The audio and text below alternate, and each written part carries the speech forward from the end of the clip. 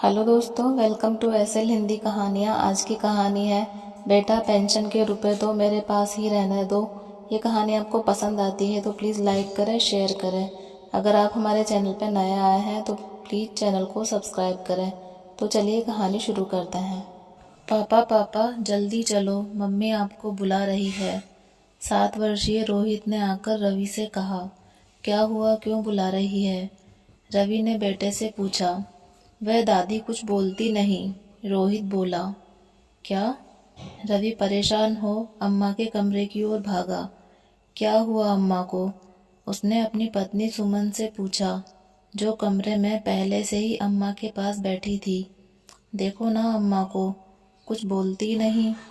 रवि ने अम्मा को हाथ लगाकर उठाना चाहा, मगर यह क्या, अम्मा के शरीर में कोई हरकत ही नहीं थी। हिलाया डुलाया, अम्मा, ओ अम्मा, आवाज़ दी, पर कोई फ़ायदा नहीं। अम्मा परलोक गमन कर चुकी थी। सुमन दहाड़े मार रोने लगी और राकेश से बोली, जाइए दोनों देवर जी को खबर करिए। हाँ जा रहा हूँ, बोलकर रवि बाहर आंगन में भागा और सबको अम्मा के कमरे में आने के लिए आवाज़ दी। रवि की आवाज़ सुनकर सभी अम्मा के कमरे की ओर दौड़े। विमला देवी, हाँ यही नाम है अम्मा जी का। पति महेश प्रसाद बिजली विभाग में कार्यरत हैं। 3 बेटे रवि, रमेश, दिनेश और 2 बेटियां रुचि और रानी थी। बड़ा सा घर था, खेती बाड़ी भी बहुत थी। रुपए पैसे की कोई कमी नहीं थी। तीनों बेटियों की शादी हो चुकी थी। सुमन, रेनू, कंचन तीनों बहुएं थी। बेटियां अपने घर की हो चुकी थी। 3 बेटे बहू, पोते पोती से भरा पूरा परिवार था अम्मा जी का। पूरे घर पर अम्मा जी का ही राज चलता था। सब लोग एक साथ ही रहते थे। कोई भी काम बिना उनकी मर्जी के नहीं होता। पर नियति को अम्मा जी की खुशी रास नहीं आई, या फिर ना जाने किसकी नज़र लग गई अम्मा जी की खुशियों को। महेश प्रसाद जी हृदयाघात से अचानक चल बसे। अम्मा जी पर मानो दुखों का पहाड़ टूट पड़ा। पिता के गुजरने के 6 महीने में ही तीनों बेटों ने घर का बंटवारा कर डाला। तीनों बेटों का ही पूरे घर पर कब्जा था अब, और अम्मा जी के हिस्से आई छोटी सी कोठरी, जहां उनका सामान पहुंचा दिया गया था। सामान के नाम पर था भी क्या, कुछ कपड़े और उनका बिस्तर, सोना चांदी के जेवर और बढ़िया बढ़िया साड़ी कपड़े तीनों बहुओं ने पहले ही आपस में बांट लिए थे। बेटियों के हिस्से कुछ नहीं आया था। अब बेटे ही खेती बाड़ी का, राशन पानी का हिसाब रखते थे। अम्मा जी को मिलने वाली पेंशन भी तीनों बेटे घर खर्च के नाम पर ले लेते थे। अम्मा जी के पास कुछ भी पैसा नहीं छोड़ते। अम्मा जी का खाने पीने का भी बंटवारा हो गया था। सुबह का चाय नाश्ता बड़ी बहू, दोपहर का खाना मंझली बहू और रात का खाना छोटी बहू के यहाँ मिलता था। वह भी एक बार परोसने के बाद दोबारा कोई नहीं पूछता था। अम्मा जी तीनों बहुओं के काम करती थी, मगर अपनी इच्छा से ना कुछ खा सकती थी, ना ही किसी सामान को हाथ लगा सकती थी। अगर घर में कोई मेहमान आ जाए तो अम्मा जी को अपने कमरे में ही रहने की सख्त हिदायत थी। अगर भूल से भी मेहमान के आने पर सामने आ जाए तो तानों की बौछार शुरू हो जाती थी। एक बार बड़ी बहू के कोई रिश्तेदार आए थे।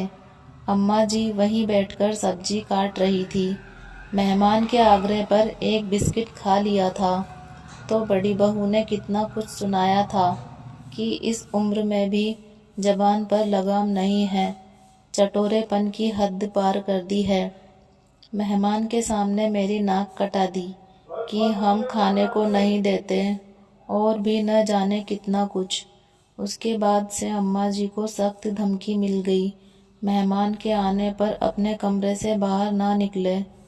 अम्मा जी बहुत दुखी होती थी, पर किससे कहे। बेटों से कहा, बेटा पेंशन के पैसे तो मेरे पास रहने दिया करो, पर उन तीनों ने टका सा जवाब दे दिया कि इस उम्र में पैसों का क्या करोगी, बना बनाया खाना मिलता है ना। अम्मा जी स्वाभिमानी थी, बेटियों से भी कभी कुछ ना कहती और ना ही किसी से मांग करती थी। अपने घर में जैसे गुजर हो रही थी वैसे ही जिंदगी गुजार रही थी। इधर कुछ दिनों से तबीयत सही नहीं थी। बेटों से कहा डॉक्टर को दिखा दो, मगर किसी ने भी ध्यान ना दिया। अम्मा जी की हालत बिगड़ी तो स्थानीय अस्पताल से दवा लाकर दे दी गई, पर अम्मा जी की हालत में सुधार ना आया।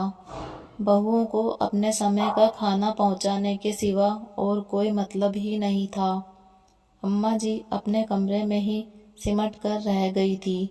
कभी कभार बेटे हाल चाल ले लेते थे। पोते पोती भी कमरे में कभी कभार जाकर खाना पहुंचा देते थे और बर्तन उठा लाते थे। बस इसके सिवा कोई और मतलब ना था किसी को। आज बड़ी बहू चाय लेकर गई थी तो अम्मा जी की हालत देखकर अपने पति को बुला भेजी थी। अम्मा जी स्वर्ग सिधार चुकी थी। उनका पार्थिव शरीर आंगन में लाया जा चुका था। बेटियों को भी खबर पहुंचा दी गई। वह भी सपरिवार आ गई थी। रो रो कर बुरा हाल था कि अम्मा मरते मर गई, पर किसी से भी अपना दुख परेशानी नहीं बताई। ना ही हम लोगों के साथ रहने गई कि बेटी के घर रहना शोभा नहीं देता। अब अम्मा जी के अंतिम संस्कार की तैयारी होनी थी, पर कमरे के अंदर तो अलग ही कोहराम मचा हुआ था कि अंतिम संस्कार कैसे हो, कितना खर्चा होगा, कैसे किया जाए। तीनों बेटे बहू में बहस चल रही थी। रवि, मैं तो कहता हूँ कि जितना भी खर्चा हो हम तीनों भाई बराबर लगाएंगे। रमेश, ना भैया, मेरे पास इतना नहीं है। मैं तो कहता हूँ कि कम से कम खर्च करो। दिनेश, क्यों ना हम अम्मा जी को विद्युत शवदाह ले जाए, वहाँ खर्च भी कम होगा। रवि, अरे पर समाज बिरादरी को तो मुंह दिखाना है ना। अंतिम संस्कार का सामान, पंडित और भोज का खर्च मिलाकर कम से कम 70-80 हजार का तो आएगा ही। रमेश, पर अभी मेरे पास इतना पैसा नहीं है, आप लोग लगा दो, मुझसे बाद में ले लेना। दिनेश, मेरा काम तो अभी वैसे ही मंदा चल रहा है और अब तो अम्मा जी की पेंशन भी बंद हो गई, वह भी नुकसान हुआ। बाहर सब सामान के आने का इंतजार कर रहे थे, अंदर खर्च कौन करे। उन तीनों में से कोई भी खर्च करने को तैयार ही नहीं था। तीनों बेटे मिलकर भी एक माँ का अंतिम संस्कार का सामान नहीं ला पा रहे थे। बहस की आवाज़ बाहर तक आ रही थी। दोपहर हो रही थी, पर कोई नतीजा ना निकला। अम्मा जी का पार्थिव शरीर अंतिम विदाई का इंतजार कर रहा था। लोगों में कानाफूसी शुरू हो गई। तभी किसी व्यक्ति ने आकर रवि को आवाज़ दी। रवि को बाहर बुलाया गया। उस व्यक्ति ने सबके सामने रवि के हाथ में 1 लाख रुपए रखे और बोला, इन पैसों से अम्मा जी की अंतिम विदाई का सामान ले आओ और बाकी खर्च भी इसमें हो जाएगा। मगर ये पैसे मैं कैसे ले सकता हूँ? फिर उधार के पैसे से अम्मा की विदाई? ना ना, यह नहीं हो सकता।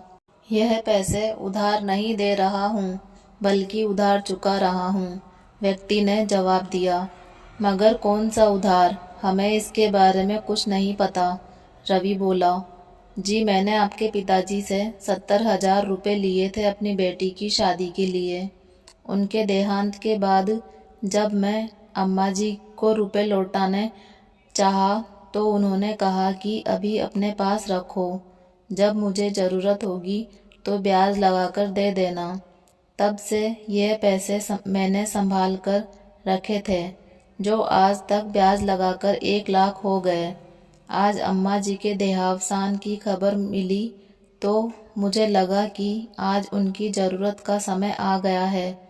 इन पैसों को अम्मा जी की अंतिम विदाई में लगा दीजिए, ताकि उनकी अंतिम विदाई आत्मसम्मान से हो सके।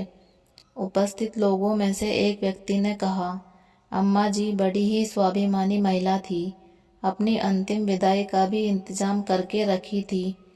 किसी पर भार ना पड़े और वह सम्मान से विदाई ले सके इस संसार से।